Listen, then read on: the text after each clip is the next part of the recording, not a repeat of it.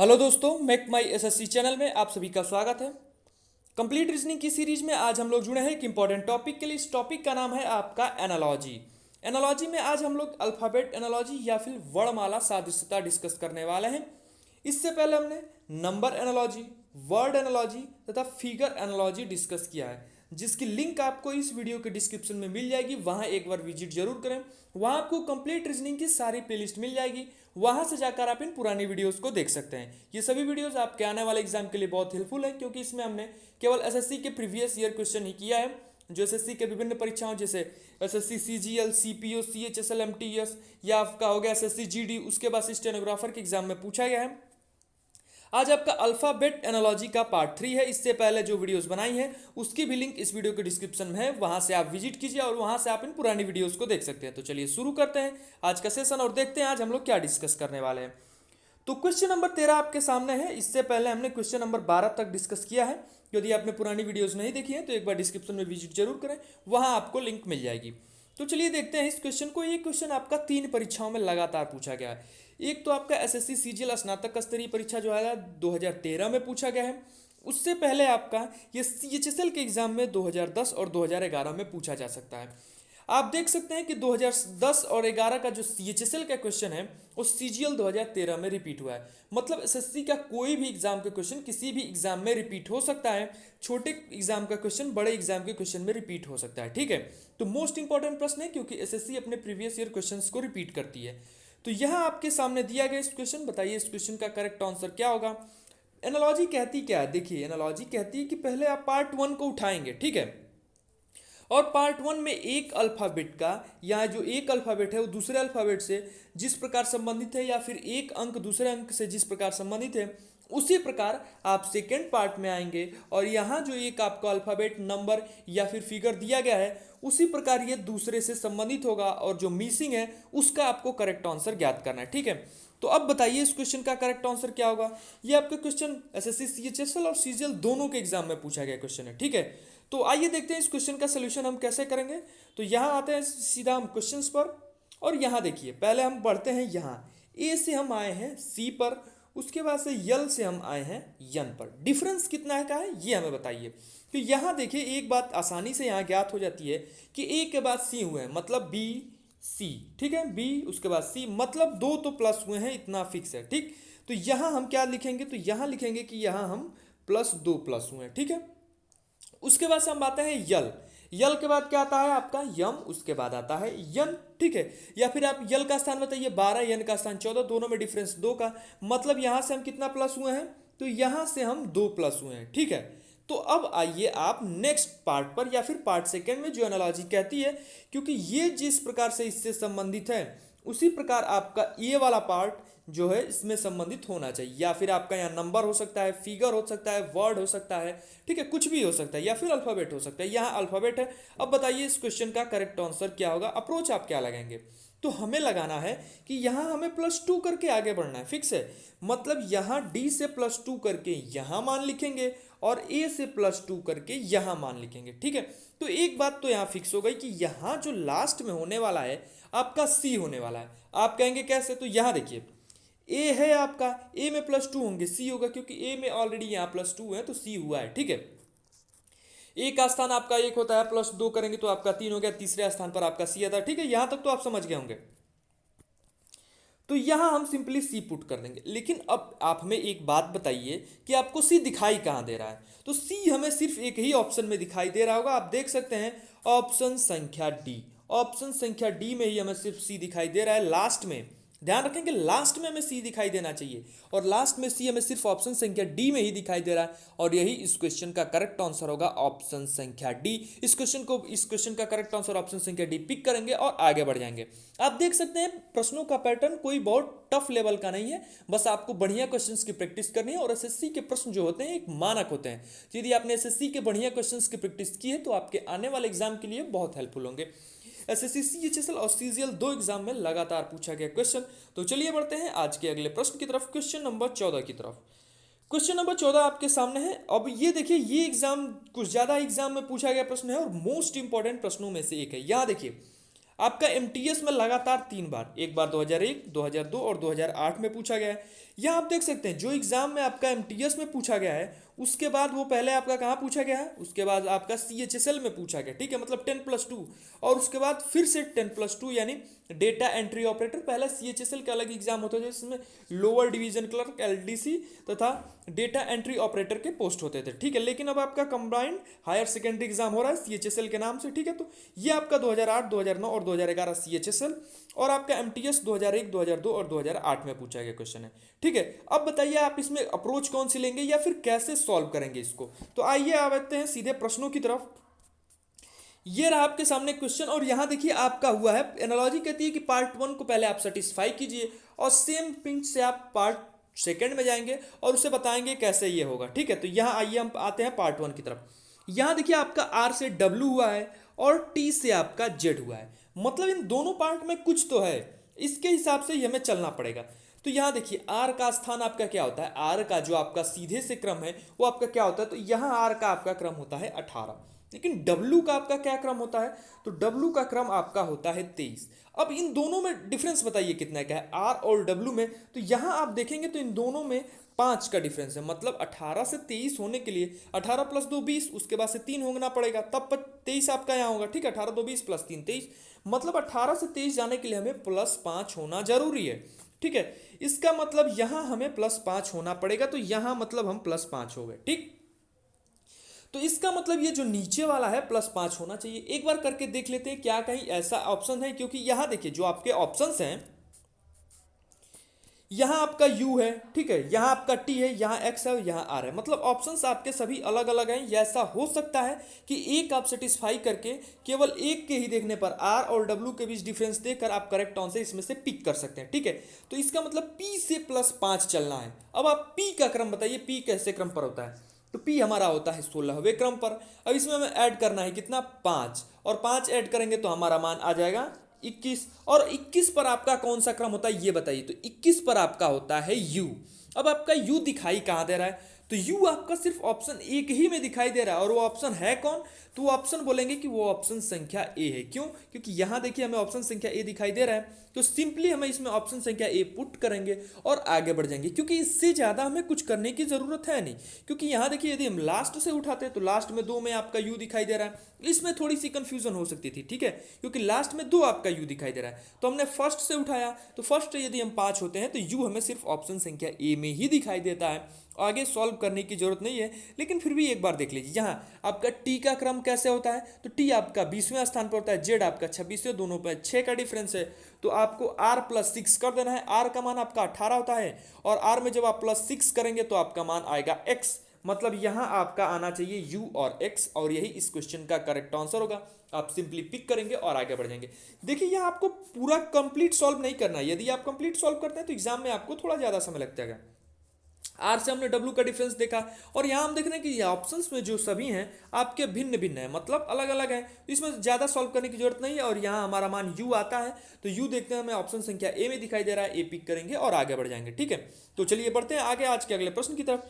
ये रहा आपके सामने क्वेश्चन नंबर 15, और ये आपका क्वेश्चन एसएससी सीएचएसएल 2011 के एग्जाम में पूछा गया प्रश्न, मोस्ट इंपॉर्टेंट प्रश्नों में से एक। अब बताइए इस क्वेश्चन का सोल्यूशन क्या होगा। ZA, YB, उसके पास से XC, और जो इसमें से मिसिंग है, आप इन चारों ऑप्शंस में से कोई एक बताइए, अप्रोच लगाइए और बताइए इस क्वेश्चन का करेक्ट आंसर क्या होगा। खुद से एक बार करने की कोशिश कीजिए, ठीक है। तो आते हैं सीधे प्रश्न पर और देखते हैं इसमें से क्या डिफरेंस है। यहां देखिए आपका क्या हुआ है, Z से आपका Y हुआ है, मतलब Z आपका है 26 और Y है आपका 25, दोनों में क्या हुआ है, एक का डिफरेंस है, मतलब -1 हम हुए हैं, ठीक है, इतना तो फिक्स है। तो यहां हम क्या हुए हैं, यहां -1 हुए हैं। अब आपका x है, और x में -1 होंगे तो आपका क्या आएगा, तो x में -1 होंगे तो आपका w आएगा। कितना समय लगा, मात्र 2 सेकंड। आप ऑप्शन संख्या डी पिक करेंगे और आगे बढ़ जाएंगे। क्या इसमें कोई भी समय लगा, बिल्कुल नहीं। और ये आपका एसएससी सीएचएसएल के एग्जाम में पूछा गया प्रश्न है, बिल्कुल हल्के पैटर्न के क्वेश्चन एसएससी के एग्जाम में पूछे जाते हैं। बस आपकी अप्रोच थोड़ी क्लियर होनी चाहिए और आप इस प्रकार के प्रश्नों को आसानी से बना ले जाएंगे, ठीक है। हम हर टॉपिक पर केवल एसएससी के प्रीवियस ईयर क्वेश्चन ही डिस्कस कर रहे हैं, जो एसएससी के विभिन्न परीक्षाओं जैसे CGL, CPO, CHSL, MTS, SSC GD, stenographer के एग्जाम में लगातार पूछा गया, जो आपके आने के एग्जाम के लिए बेनिफिशियल है, ठीक है। तो चलिए अब आगे बढ़ते हैं सीधा, क्योंकि अब इसमें जो जो एक्स्ट्रा है कुछ सॉल्व करने की जरूरत नहीं है। यहाँ देखिए ए से भी आपका +1 हुआ है, एक बार आप वेरीफाई कर लीजिए। और आपका सी से 1 +1 करेंगे आपका डी आएगा, मतलब WD आपका आंसर होना चाहिए। और WD आपको दिखाई कहाँ दे रहा है, तो ऑप्शन संख्या डी में आपको दिखाई दे रहा है, आप ऑप्शन संख्या डी पिक कीजिए और आगे बढ़िए। SSC CHSL 10+2 का ये आपका क्वेश्चन है, ठीक है। तो हम आते हैं सीधे क्वेश्चन नंबर 16 की तरफ। क्वेश्चन नंबर 16 आपके सामने है और ये आपका मल्टीटास्किंग परीक्षा 2013 MTS के एग्जाम में पूछा गया क्वेश्चन है। अब बताइए इस क्वेश्चन का करेक्ट आंसर क्या होगा। सेम अप्रोच लगाइए और अप्रोच के साथ बताइए इसमें से करेक्ट आंसर कैसा होगा, ठीक है। यहाँ आपको एनालॉजी कहती है कि आपको जो फर्स्ट पार्ट दिया गया है इसमें से जो दो आपके अल्फाबेट, दो नंबर, दो फिगर जो दिए गए हैं वो एक दूसरे से जिस प्रकार संबंधित है, आपके सेकंड पार्ट में अल्फाबेट, फिगर या फिर नंबर आपके हो सकते हैं वो एक दूसरे से उसी प्रकार संबंधित होंगे। अब इन दोनों में आप पहले संबंध निकालिए, उसके बाद से आप करेक्ट आंसर आसानी से निकाला जाएगा, ठीक है। क्वेश्चन नंबर 16 पर हम हैं और आइए देखिए ए से आपका जेड हुआ है, मतलब ए से जेड हुआ है या तो -1 हुआ है, सी में -1 करेंगे आपका मान आ जाएगा बी। लेकिन एक बात हमें बताइए, हम बी क्यों लेंगे? क्या हमें ऑप्शन में कहीं बी दिखाई दे रहा है? बिल्कुल नहीं दिखाई दे रहा, मतलब इस प्रकार मान कोई होने वाला तो है नहीं, ये तो फिक्स है, ठीक है। यदि यहाँ प्लस भी करते हैं तो वैसा कोई मान हमें आ नहीं पाएगा, ठीक। तो अब आते हैं सीधे हम इसकी नेक्स्ट अप्रोच पर, जो इसकी विभिन्न परीक्षाओं में ये अप्रोच से क्वेश्चन पूछा गया। देखिए यहाँ देखिए, ए का आपका क्रम क्या है? 1, ठीक है। बी का आपका क्रम क्या है? 2। लेकिन जेड का आपका क्रम क्या है? तो जेड क्या आप 26 बोलेंगे? बिल्कुल नहीं। यहाँ देखिए जेड का आपका उल्टे से क्रम आपसे पूछ रहे हैं, तो जेड उल्टे से आपका क्रम जेड का क्या है? तो आप बोलेंगे जेड का उल्टे से क्रम 1 है। और वाई का उल्टे से क्रम क्या है? तो वाई का उल्टे से क्रम 2 है। मतलब क्वेश्चन ये कह सकता है, यहां आपको देखिए क्वेश्चन लगभग ये बोल रहा है कि आप एक पहले सीधा का क्रम निकालिए और उल्टा का क्रम निकालिए। रेशियो लगभग नहीं, रेशियो पूरा आपका समान होना चाहिए, ठीक है। यहाँ 1:2 और यहाँ 1:2 आ रहा है, मतलब हमें पहले सीधे से निकाल रहे हैं। सी का क्रम आपका क्या होता है? 3 होता है। और डी का क्रम क्या होता है आपका? 4 होता है, ठीक है। 3 संबंधे 4। अब उल्टे से आपको 3:4 लेना है। अब उल्टे से 3 पर आपका क्या होता है? तो उल्टे से 3 पर आपका आता है जेड, वाई और एक्स। तीसरे नंबर पर आपका क्या आ गया? एक्स, ठीक है। तो पहले तो एक्स को लिखेंगे, ठीक है। 3 यहाँ आपका 4 था तो पहले हम x को लिखेंगे। लेकिन यहाँ देखिए हमने जो आपको पहले बोला था कि x आपको दो ऑप्शन में दिखाई दे रहा है, ऑप्शन संख्या A और ऑप्शन संख्या B। मतलब दो ऑप्शन यहाँ से आप एलिमिनेट कर सकते हैं, या एक आप C एलिमिनेट कर सकते हैं और या आप D एलिमिनेट कर सकते हैं। अब आपका W से पहले क्या आता है? तो W से पहले आपका V आता है, तो V, और यही आपका उल्टे से चौथे क्रम पर भी होगा जो आपका है V, ठीक है। अब इसी क्रम में हम देखेंगे कि जो आप नहीं सॉरी यहाँ जो आपका x आता है और x से पहले आपका आता है w, ठीक है। चौथे क्रम पर आता है आपका w और आपका पांचवें क्रम पर आता है v। हमने यहाँ w समझ लिया था, ठीक है। तो यहाँ आपका करेक्ट आंसर क्या हो जाएगा? तो यहाँ आपका करेक्ट आंसर हो जाएगा आपका xw, जो आपका ऑप्शन संख्या बी है, यही इस क्वेश्चन का करेक्ट आंसर होगा, ठीक है। कैसे? यहाँ देखिए उल्टे से तीसरे क्रम पर आपका क्या है? x, और उल्टे से चौथे क्रम पर आपका क्या है? W, ठीक है। ऑप्शन संख्या यहाँ पिक करेंगे, यहाँ 3:4 में आ रहा है, यहाँ भी 1:2, 1:2, 3:4, 3:4। ऑप्शन संख्या हम कौन सा पिक करेंगे? ऑप्शन संख्या बी पिक करेंगे और आगे बढ़ जाएंगे। बिल्कुल हल्के पैटर्न के क्वेश्चन है, बस आपकी अप्रोच थोड़ी सी क्लियर होना चाहिए। यदि आपने इस प्रकार के क्वेश्चन प्रैक्टिस किए हैं तो एग्जाम में ये क्वेश्चन आता ही आपका दिमाग काम करने लगा कि हम इसमें कौन सी अप्रोच लगानी है। तो बढ़िया बढ़िया आप एसएससी के प्रीवियस ईयर क्वेश्चन प्रैक्टिस कीजिए, क्योंकि एसएससी के क्वेश्चन एक मानक होते हैं। तो चलिए आगे बढ़ते हैं आज के अगले क्वेश्चन की तरफ। ये रहा आपके सामने क्वेश्चन नंबर 17। ये थोड़ा अलग पैटर्न का क्वेश्चन है, क्योंकि यहाँ आपको दिया गया अल्फाबेट और यहाँ आपको दिया गया है नंबर, और यहाँ दिया गया आपको अल्फाबेट, और आगे हमें ज्ञात भी क्या करना है? तो आगे हमें नंबर ज्ञात करना है, ठीक है। तो अब बताइए आप इसमें कौन सी अप्रोच लगाएंगे? और यहाँ देखिए क्योंकि आपका यहाँ अल्फाबेट है, उसके बाद से नंबर हो गया, यहाँ अल्फाबेट होगा, तब इसके बाद से कोई नंबर ही होना चाहिए, और आपको ऑप्शन में नंबर दिया गया भी है, ठीक है। 14 दिया गया, 12 और 10 आपका, उसके बाद से 16। तो यहाँ देखिए ऐसा कोई अल्फाबेटिकल क्रम तो हम बना नहीं पाएंगे। तो यहाँ देखिए अब हम आते हैं अल्फाबेट के क्रम पर। आपका जो आई दिया गया है, आई का क्रम आपका कौन सा होता है? तो आई का क्रम आपका होता है 9, सी का क्रम आपका क्या होता है? 3। अब इन दोनों में ही कोई रिलेशन निकाल कर हमें 6 लाना पड़ेगा। तो हम 6 कैसे ला सकते हैं? तो एक बात हमें देखिए, यहाँ 9 3 12 होता है, ऐसे तो हम 6 नहीं ला सकते, लेकिन यहाँ देखिए यदि 12 आता है तो 12 से हम 6 आसानी से ला सकते हैं। कैसे? बाई 2 करके, ठीक है। इतना हो सकता है। तो एक बार हम इसे चेक करेंगे आपका सेकंड पार्ट में, क्या इस ऐसे प्रकार कुछ हो सकता है, या क्या ऐसे मान आने से ऑप्शंस को सेटिस्फाई कर रहा है, ठीक है। तो आते हैं सीधा हम इसके ऑप्शंस की तरफ। और यहाँ देखिए आपका डी का क्रम क्या होता है, तो डी का क्रम आपका होता है 4। उसके बाद से आपका पी का क्रम क्या होता है, तो पी का क्रम आपका होता है 16। ठीक, अब क्या इन दोनों के कॉम्बिनेशन में जो यहाँ हमने बैठाया था वैसा हो सकता है, तो 9 3 हमने जोड़ा था 12 बाई 2 किया था तो हमारा मान 6 आ रहा था, मतलब ऐसा कुछ हो सकता है। ठीक है, 16 + 4 आपका हो गया 20 बाई 2 करेंगे हमारा मान 10 आ गया। क्या हमें ऑप्शन में कहीं 10 दिखाई दे रहा है, तो जी बिल्कुल हमें ऑप्शन में 10 दिखाई दे रहा है। और कहाँ दिखाई दे रहा है, तो ऑप्शन संख्या बी में। इसे पिक करेंगे और आगे बढ़ जाएंगे। कुछ भी नहीं, सिंपल था, एकदम सिंपल था, इसमें कुछ करना भी नहीं है, कुछ भी कॉन्सेप्ट नहीं था। यदि आपको आई सी के बाद 6 दिया गया है, इसका मतलब कोई आपको अल्फाबेटिकल क्रम में आगे तो बढ़ना होगा नहीं। आप अल्फाबेटिकल क्रम लिखिए, 9 और 3 था। अब आप इन अल्फाबेटिकल क्रम को किस प्रकार संबंधित कर सकते हैं, आप एक बार गुणा करके देख लीजिए, क्या गुणा करने से ऐसा कोई मान आ रहा है, नहीं, लेकिन जोड़ने पर 6 के आसपास या फिर उससे संबंधित कोई मान हमारा आ रहा था। क्या आ रहा था, 12। ठीक है, अब 12 आ रहा था तो 12 से हमने 6 निकालना का विधि निकाला और उसमें बाई 2 कर दिया, हमारा मान यहां से 6 आ गया। ठीक है, अब यहां जो हमने कॉन्सेप्ट लगाया, सेम कॉन्सेप्ट को यहां हमने कॉपी किया। 4 + 16 20 हमारा आ गया, बाई 2 कर दिया, हमारा मान 10 आ गया। और 10 हमारा ऑप्शन में दिया भी गया है, तो ऑप्शन संख्या बी हम पिक करेंगे और आगे बढ़ जाएंगे। और यही इस क्वेश्चन का करेक्ट आंसर होगा। एसएससी सीजीएल 2011 के एग्जाम में पूछा गया मोस्ट इंपॉर्टेंट प्रश्नों में से एक है। ठीक है, तो चलिए आगे बढ़ते हैं आज के अगले प्रश्न की तरफ।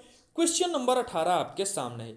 ये क्वेश्चन थोड़े टफ पैटर्न के क्वेश्चन है। अब बताइए इस क्वेश्चन का करेक्ट आंसर क्या होगा, या फिर इसमें जो हम अप्रोच लगाएंगे वो कौन सी अप्रोच लगाएंगे। ठीक है, यहां देखिए आपका क्या दिया गया है, डी और डी के बाद ओ, ए एफ और ए एफ के बाद कोई एक संख्या ज्ञात करनी है। ठीक है, तो ऐसा बिल्कुल हो सकता है कि इन दोनों संख्याओं के अल्फाबेटिकल क्रम को उठाया गया हो, सीधा या फिर उल्टा, और उन्हें जोड़कर सामने वाले जो आपको एक अल्फाबेट दिया गया है उसका अल्फाबेटिकल क्रम कोई निकाला गया, या फिर आपका सीधे से हो सकता है या फिर आपका उल्टे से हो सकता है, ऐसा बिल्कुल हो सकता है। ठीक है, तो हम क्या करते हैं, तो हम यहां से सिंपली उठाते हैं इनके अल्फाबेटिकल मानों को। ठीक है, अब आपका अल्फाबेटिकल मान क्या आता है, डी का आपका मान क्या होता है, तो डी हम बोलेंगे कि डी ये चौथे क्रम पर आता है, बिल्कुल आता है। और आपका ई किस क्रम पर आता है, तो ई आपका 5वें क्रम पर आता है। ठीक, इतना तो फिक्स हो गया।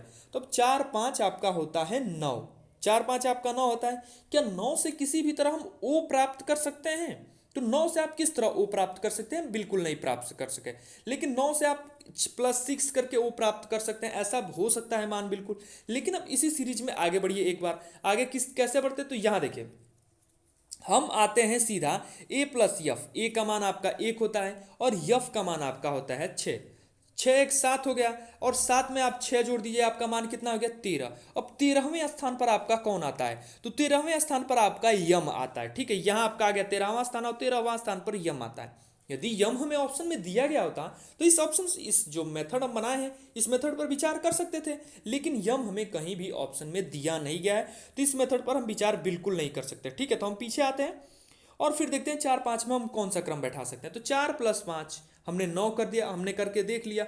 अब इन दोनों का गुणा करके देख लेते हैं, गुणे 2, 9 दूनी 18। अब 18वें क्रम पर आपका क्या आता है, आर। ऐसा भी मान बिल्कुल नहीं हो रहा है, 4 + 5 गुणे 2 कर दिया, 18 आ गया। लेकिन एक बात देखिए, 18 तो हमारा मान आ गया, इन दोनों में हमने किससे गुणा किया, 2 से गुणा किया। ठीक है, इन दोनों में हमने 2 से गुणा किया, 18 आ गया। लेकिन ओ का आपका क्रम क्या है, तो ओ का आपका 15 है। इसमें से हम -3 कर सकते हैं। ठीक है, ऐसा हम बस एक मान ले रहे हैं। ठीक है, ऐसा नहीं कि कोई पर्टिकुलर यही आंसर है, आप एक बार इसे देखिए, यदि मान आ जाता है तो ये आंसर आपका हो सकता है। ठीक है, हमने 4 + 5 9 करके देख लिया, गुणे 2 कर रहे हैं फिर भी उसके करीब मान नहीं आ रहा, लेकिन -3 कर रहे हैं तो मान उसके बराबर आ जा रहा है। मतलब यहां से आपका मान आ क्या रहा है, 4 + 5 9, 9 दूनी 18, 18 में से 3 आपका जाएगा, आपका मान यहां से आएगा 15, और 15वें क्रम पर आपका होता है ओ।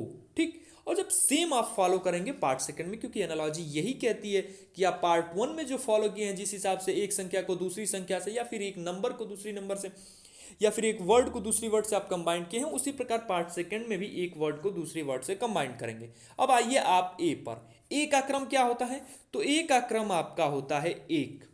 ठीक है, और ये आपका यफ का क्रम क्या होता है, 6। दोनों को हमको ऐड करना है। ठीक है, दोनों को हमने ऐड किया, उसके बाद से गुणे 2 करना है। ठीक है, 6 दूनी 12, माइनस उसमें से हमें करना कितना है, 3 कर, लेकिन यहाँ देखिए 6 + 1 7, 7 दूनी 14, ठीक है 14 यहाँ हो गया हमारा, और 14 में से हमें -3 करना है, ठीक है -3 हमने किया तो हमारा मान कितना आ गया 11। और 11वें स्थान पर आपका आता क्या है, तो 11वें स्थान पर हमारा मान आता है के, ठीक है 11वें स्थान पर हमारा मान आता है के। क्या के कहीं हमें ऑप्शन में दिख रहा है, तो जी हाँ बिल्कुल हमें ऑप्शन में के दिख रहा है, और कहाँ दिख रहा है, तो ऑप्शन संख्या बी में दिख रहा है, इसे हम पिक करके आगे बढ़ सकते हैं। तो ऐसा कोई फिक्स नहीं है इसका कॉन्सेप्ट, ठीक है यदि आप बढ़िया क्वेश्चंस की प्रैक्टिस करते हैं, यदि आपने बढ़िया क्वेश्चंस की प्रैक्टिस की तो आपकी अप्रोच बिल्कुल सिंपल है और आप इस प्रकार के सवालों को आसानी से बना लेंगे। यहाँ देखिए हमने क्या किया है, हमने पहले 4 + 5 9 करके देखा, फिर भी हमारा मान नहीं आ रहा था, गुणे 2 करके देखा, फिर भी हमारा मान नहीं आ रहा था, -3 किया तो हमारा मान आ गया, और 15 करने पर हमारा मान ओ आ गया, ठीक है। तो 1 + 6 6 1 7 हो गया, यहाँ आपका 7 दूनी 14, -3 किया तो 11, 11 पर आपका के आता है, और यही इस क्वेश्चन का करेक्ट आंसर होगा, ऑप्शन संख्या बी पिक करेंगे और आगे बढ़ जाएंगे। ये आपका थोड़ा टफ पैटर्न का क्वेश्चन था, एसएससी सीजीएल 2017 8 अगस्त के एग्जाम में आपसे क्वेश्चन पूछा गया था। तो ठीक है, चलिए आज का सेशन यहीं पे समाप्त करते हैं। यदि ये वीडियो आपको पसंद आई हो तो इस वीडियो को लाइक करें तथा इसी प्रकार रीजनिंग से संबंधित अन्य इंपॉर्टेंट सेशन के लिए हमारे चैनल को सब्सक्राइब जरूर करें। ध्यान रखेंगे इससे पहले हमने कंप्लीट रीजनिंग डिस्कस किया है, जैसे आपका डाइस हो गया, फाइंड मिसिंग नंबर हो गया, number series, order and ranking, mathematical reasoning, analogy पर 3 videos, figure analogy, number analogy, word analogy, और आपका जो अल्फाबेट एनालॉजी है इस पर भी हमने वीडियोस बनाई है, ठीक है 2 वीडियोस 2 पार्ट बनाए, इन तीनों पर हमने 5-5 पार्ट बनाए हैं, इस पर 2 पार्ट बनाए हैं, जिसकी लिंक आपको टॉपिक वाइज प्लेलिस्ट वाइज इस वीडियो के डिस्क्रिप्शन में मिल जाएगी। आप एक बार इस वीडियो के डिस्क्रिप्शन में विजिट जरूर करें, वो सभी टॉपिक्स आपके लिए बहुत हेल्पफुल होंगे। तो चलिए आज का सेशन यहीं पे समाप्त करते हैं। यदि ये वीडियो आपको पसंद आई हो तो इस वीडियो को लाइक करें तथा इसी प्रकार रीजनिंग से संबंधित अन्य इंपॉर्टेंट सेशन के लिए हमारे चैनल को सब्सक्राइब जरूर करें। धन्यवाद।